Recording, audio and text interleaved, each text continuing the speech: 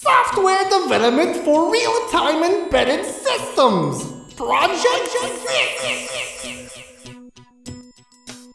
Welcome to the demonstration of Project 6 for the Johns Hopkins Embedded System course. I'm Daniel, and you'll be seeing a lot of Brad Finnegan as we show off a quadcopter streaming live video from a Raspberry Pi to a host via Wi-Fi. Right now he's showing the mounting setup, taking our KK-driven quadcopter design from Project 4 and strapping an enclosed Raspberry Pi 4 to its bottom with a generic USB webcam connected and affixed to the front of the drone. A portable 5-volt battery pack is strapped with and powering the Pi with a longer than necessary USB-C cable wrapped tight around. The Pi 4 was loaded with Raspberry Pi Desktop using the Raspberry Pi Imager onto an 8GB SD card. We connected it to our local Wi-Fi, enabled SSH, and installed the Motion Linux surveillance package from its GitHub source to facilitate camera connection and streaming. This video will show an iPhone recording on the left, and in a second, a capture of the live streamed video onto the host on the right. On my desktop, I just SSH'd into the Pi through PuTTY, and I'm running sudo motion to initiate the camera stream.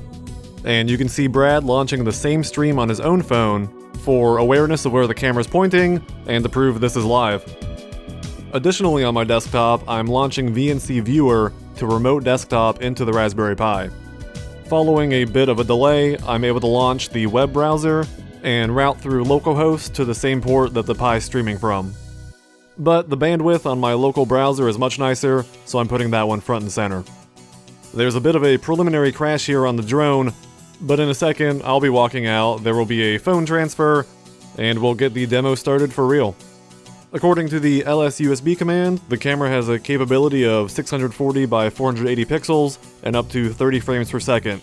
Our motion streaming configuration hits that 480p resolution and permits up to 120 frames, but we're not going to hit that by a long shot. Now we're into our demonstration proper, and I've hopefully synchronized the phone and streaming videos well enough to avoid any headaches. Some issues with the mini-pix led us back to the old faithful KK flight controller, so this drone is very squirrely. I would not recommend watching this stream in VR. However, for what it is, the camera performs pretty adequately over the Wi-Fi connection, and I'm honestly a little pleasantly surprised by the results. The rest of this video is just going to be an extension of the same demo recorded in one shot, and I'm out of things to say, so thank you for watching, and once we're done with this short speed-up section, I'll leave you to some nice drone music.